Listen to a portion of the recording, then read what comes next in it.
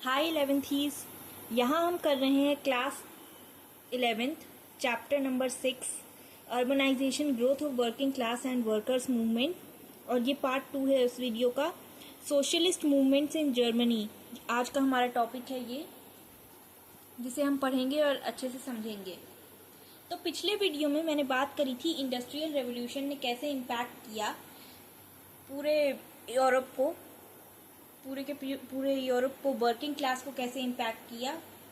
अब देखते हैं इंडस्ट्रियल रेवोल्यूशन का एक और नया इफेक्ट, जो कि है कि ग्रोथ ऑफ आइडियोलॉजीज, नई नई आइडियोलॉजीज का ग्रोथ होने लगा।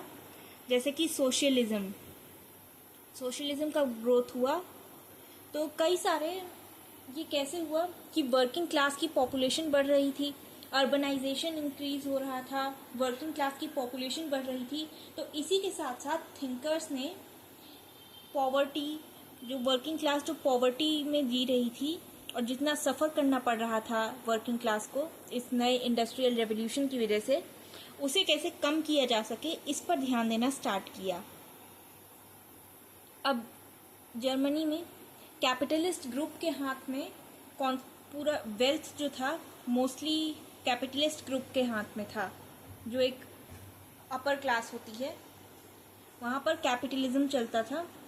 तो उन्होंने डिमांड करी डिस्ट्रीब्यूशन ऑफ वेल्थ की, मतलब जो कुछ भी फैक्ट्री से जो कुछ भी प्रॉफिट होगा, जिस भी फैक्ट्रीज में वर्कर्स काम करेंगे, जो भी सामान बेचा जाएगा, उससे जो होने वाले प्रॉफिट में से थोड़ा सा शेयर वर्कर्स को मिले।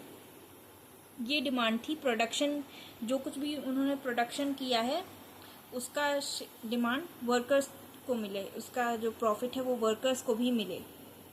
कार्ल मार्क्स ने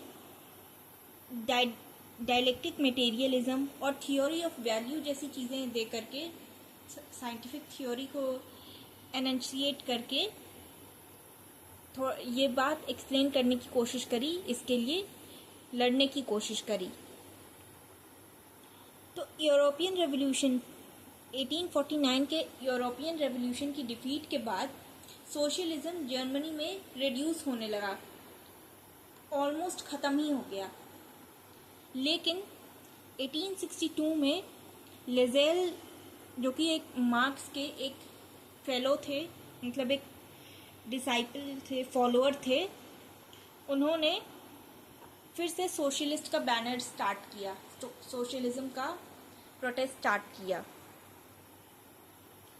सबसे पहले सोशलिज्म को जर्मनी में इंट्रोड्यूस करने वाले इंसान थे मोसेस हेस, पर जिन्होंने काफ़ी ज़्यादा पॉपुलैरिटी गेन की, सोशलिज्म ने जिनके अंडर ज़्यादा पॉपुलैरिटी गेन करी, उनका नाम था फर्डिनेंड लेसेफ, जिन्होंने जर्मन पॉलिटिकल लाइफ के में भी सोशलिज्म को इंट्रोड्यूस किया। अब जैसा मैंने पहले बताया कि यूरोपियन रेवोल्यूशन के डिफीट के बाद सोशलिज्म ख़त्म हो गया था, ऑलमोस्ट ख़त्म हो गया था। फिर 1862 में लेजेल ने वापस से सोशलिज्म को इंट्रोड्यूस किया। जर्मनी के यूनिफिकेशन के बाद बिस्मार्क ने जर्मन सोशलिस्ट के अगेंस्ट वॉर छेड़ दिया, मतलब वॉर वेज कर दिया। वो सोशलिज्म के खिलाफ क्यों थे? क्योंकि जो लीडर्स थे उसके, सोशलिस्ट लीडर्स जो थे, लेबिनकेंट और बेबिल, इन्होंने ऑस्ट्रो प्रूशियन और फ्रैंको प्रूशियन वॉर के टाइम पे बिस्मार्क को अपोज किया था, उसके खिलाफ थे। इसलिए, और एग्जिस्टिंग ऑर्डर ऑफ सोसाइटी में जो एग्जिस्टिंग ऑर्डर चल रहा है वो उसे भी क्रिटिसाइज किया था। इसलिए बिस्मार्क को सोशलिज्म पसंद नहीं था। इसके बाद इसका क्या इम्पैक्ट पड़ा, इस वॉर का क्या इम्पैक्ट पड़ा कि सोशलिज्म दो फैक्शंस में डिवाइड हो गया। एक फैक्शन था नेशनल सोशलिज्म और दूसरा फैक्शन था मार्क्सिस्ट सोशलिस्ट का। नेशनल सोशलिज्म वालों का था ओपिनियन कि सोशलिज्म जर्मनी के लिए ही वो करना चाहते थे, सोशलिज्म को केवल जर्मनी में ही पॉलिटिकल लेवल पर लाना चाहते थे। लेकिन जो मार्क्सिस्ट सोशलिस्ट थे वो क्लास स्ट्रगल और वर्ल्ड कम्युनिज्म को प्रीच करते थे। 1875 में जर्मनी में गोथा में दोनों फैक्शंस ने एक जॉइंट प्रोग्राम स्टार्ट किया, गोथा प्रोग्राम, और इसके बाद उन्होंने फॉर्म करी यूनाइटेड सोशल डेमोक्रेटिक पार्टी। इसके बाद इस सोशलिज्म के इस प्रोग्रेस से बिस्मार्क को अच्छा नहीं लगा वहाँ, और दूसरी तरफ सोशलिस्ट 12 सीट्स पार्लियामेंट में कैप्चर कर चुके थे और उनकी होप थी सोशलिज्म को बैलेट के थ्रू इस्टेब्लिश करना। और काफ़ी ज़्यादा बिस्मार्क की पॉलिसी को काफ़ी सिवियरली क्रिटिसाइज किया इन लोगों ने। और बिस्मार्क तो डेमोक्रेसी और सोशलिज्म दोनों को हेट करता था। And even German emperor Kesar William one, उस टाइम जो जर्मन एम्परर थे, वो भी सोशलिस्ट को अपोज करते थे। तो बिस्मार्क का वॉर का रीज़न क्या था? सबसे ज़्यादा इमीडिएट कॉज क्या था? वो था कि सोशलिस्ट जो लीडर्स थे उन्होंने एम्परर विलियम वन का मर्डर करने की 2 बार कोशिश करी थी। बट सोशलिस्ट का क्लेम था कि उनका कोई भी इस क्राइम में उनका कोई भी लेना देना नहीं है, और उन्होंने ऑफिशियली इसे डिनाउंस किया था, इस अटेम्प्ट को डिनाउंस किया था। और लेकिन पब्लिक ओपिनियन भी सोशलिस्ट के अगेंस्ट चला गया, और इस सिचुएशन में बिस्मार्क ने एंटी सोशलिस्ट लेजिस्लेशन लॉन्च किया with a view to crush the socialist party. अब 1878 में एक कॉम्प्रिहेंसिव लॉ पास हुआ जिसमें कि सारी मीटिंग्स, एसोसिएशन, पब्लिकेशंस जो भी एग्जिस्टिंग सोशल ऑर्डर को बदलना चाहें उन्हें प्रोहिबिट किया गया था। कोई भी ऐसी मीटिंग नहीं होगी, एसोसिएशन नहीं बनाए जाएंगे। पुलिस को पावर थी अरेस्ट करने की, इम्प्रिजन करने की और एक्सपेल करने की उस इंसान को जो कोई भी गिल्टी था इस काम के लिए। ट्रेड यूनियंस को इलीगल डिक्लेयर किया गया। एंटी सोशलिस्ट लॉज को ज़बरदस्ती इन्फोर्स किया गया। 1400 पब्लिकेशंस इसके वजह से सप्रेस हो गए और 900 सोशलिस्ट डिपोर्ट कर दिए गए और 1500 लोग इम्प्रिजन हो गए। इसके अलावा 14 न्यूज़पेपर्स पर बैन लगा था। और भले बिस्मार्क सोशलिस्ट के खिलाफ थे, बट उन्होंने वर्कर्स की शिकायतों को भी नज़रअंदाज नहीं किया, क्योंकि जानते थे कि अगर उनकी प्रॉब्लम सॉल्व नहीं करी गई तो सोशलिज्म फिर से स्टार्ट हो जाएगा। इसके लिए काफ़ी सारे लेजिस्लेशंस पास किए गए वर्किंग क्लास के वेलफेयर के लिए, और स्टेट सोशलिज्म का एक एक्सपेरिमेंट किया गया। तो एक हेजन एक पॉलिटिकल थिंकर हैं, उनके according Bismarck was a pioneer in this field. मतलब he was the first to introduce this, first to start this. तो इम्पीरियल लॉज, एक्सीडेंट, सिकनेस और ओल्ड एज के लिए इम्पीरियल लॉज पास किए गए 1883, 1884 और 1889 में। बिस्मार्क ने फिर वर्किंग आवर्स भी रिड्यूस करने के लिए लॉ पास कर दिया। अब इस सिचुएशन में जर्मन सोशलिस्ट अंडरग्राउंड चले गए स्टेट रिप्रेशन की वजह से।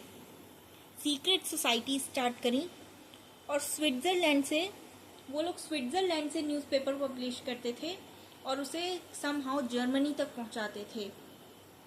और इधर जो भी वर्किंग क्लास के लिए जो भी लॉज पास किए गए थे, वो एक्चुअल प्रॉब्लम, वर्कर्स की जो एक्चुअल प्रॉब्लम थी वो तो सॉल्व ही नहीं हो रही थी। और वो काफ़ी नहीं था, इनएडिक्वेट थे ये सारी चीज़ें। तो सोशलिस्ट के लिए उनकी लॉयल्टी कुछ नहीं बदली, और ये बात बिस्मार्क को समझ नहीं आई कि सोशलिस्ट का पावर जो है वो उनके आइडियाज़ में है। अब इधर सोशलिस्ट की ग्रोथ होने लगी। 1890 के इलेक्शंस में, मैं ये लाइन पढ़ लेती हूँ। In the election of 1890 they bagged 100 seats in the Reichstag. Reichstag क्या का मतलब है? German parliament. जर्मनी का जो पार्लियामेंट है उसे रीचस्टैग कहते हैं। And secured 42,50,401 votes in the election. So इसी वर्ड का मतलब बताने के लिए मैंने ये सेंटेंस पढ़ा। रीचस्टैग जर्मन पार्लियामेंट को कहते हैं, जैसे कि यूएस के पार्लियामेंट को कांग्रेस कहा जाता है। सो कंक्लूडिंग, बिस्मार्क के सारे जो रिफॉर्म्स थे, सारे के सारे जो कुछ भी उसने मेजर्स किए सोशलिज्म को सप्रेस करने के लिए, वो फेल हो गए। अब देखते हैं जर्मन सोशलिस्ट ने फर्स्ट वर्ल्ड वॉर के बाद क्या किया। तो फर्स्ट वर्ल्ड वॉर में जर्मनी की हार हुई थी। आपको पता होगा वर्साइल्स ट्रीटी के बारे में। केसर विलियम फिर हॉलैंड एस्केप कर गए, और 1919 के इलेक्शंस में जब जनरल इलेक्शंस हुए, social Democrat largest single party के तरह इमर्ज हुई। फ्रीडरिक एबर्ट प्रेसिडेंट बन गए, जर्मनी के प्रेसिडेंट बन गए, प्रेसिडेंट ऑफ द रिपब्लिक। तो मार्क्सिस्ट आइडियाज थे उनके पास, बट ही बिलीव्ड कि सोशलिज्म को अचीव करना है थ्रू पार्लियामेंट्री डेमोक्रेसी। लेकिन ये जो वीमर रिपब्लिक थी ये वीक थी, कई सारे रीजंस की वजह से शुरुआत से ही ये काफ़ी वीक थी। अब वर्ल्ड वॉर हुआ था, वॉर की वजह से इकोनॉमिक प्रॉब्लम्स फेस करनी पड़ी, अनएम्प्लॉयमेंट फेस करना पड़ा कई सारे लोगों को। वॉर के बाद ऐसा होता है, वॉर के आफ्टर इम्पैक्ट्स ऐसे होते हैं। तो 1919 में जनवरी में रशियन रेवोल्यूशन से इंस्पायर होकर कम्युनिस्ट ने, इंक्लूडिंग रोजा लग्जमबर्ग एंड लिबिनेट, उन्होंने ऑलमोस्ट सारी सिटीज़ को ऑक्यूपाई कर लिया, जर्मनी की सारी सिटीज़ को। और गवर्नमेंट समहाउ उन्हें हराने में कामयाब रही, और 2 कम्युनिस्ट लीडर्स को फेयर ट्रायल नहीं मिला। उन्हें, इन दोनों कम्युनिस्ट लीडर्स को सिंपली मार दिया गया एक्स आर्मी ऑफिसर्स के द्वारा। 1920 में राइटिस्ट ने रिवोल्ट किया था गवर्नमेंट के अगेंस्ट, क्योंकि वो प्राइवेट आर्मी को डिसबैंड करना चाहते थे।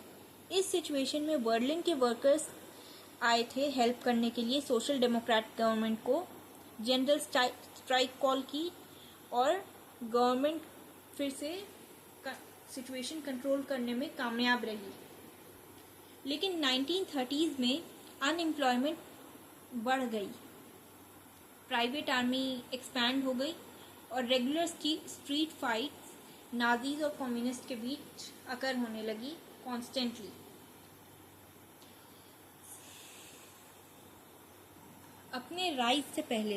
अपने राइज टू पावर से पहले हिटलर ने जर्मन वर्कर्स पार्टी 1919 में ज्वाइन करी थी, जिसको कि बाद में टेक ओवर कर लिया उसने टेक ओवर कर लिया and transformed it into national socialist German workers party. जब पावर में आया तो ट्रेड यूनियंस के अगेंस्ट वो स्ट्रॉन्ग मेजर्स लिए, ट्रेड यूनियंस को अबॉलिश कर दिया गया, और जो भी ट्रेड यूनियन की एक्टिविटीज़ थी उसे इलीगल डिक्लेयर कर दिया गया। फंड्स कॉन्फिस्केट कर दिए गए और सोशलिस्ट एंड कम्युनिस्ट लीडर्स को अरेस्ट कर लिया गया। दे वर रिप्लेस्ड, उन्हें रिप्लेस कर लिया गया उन्हें रिप्लेस किया जर्मन लेबर फ्रंट ने। सारे वर्कर्स को इस लेबर यूनियन का हिस्सा होना ज़रूरी था, स्ट्राइक्स अलाउड नहीं थी, और गवर्नमेंट ने डिसाइड किया कि इन सारे जो भी इंडस्ट्रियल वर्कर्स और लेबर्स थे उनके ग्रीवेंसेस को डील किया जाए। तो इस तरह से सोशलिस्ट और communist movement finally came to an end in Germany.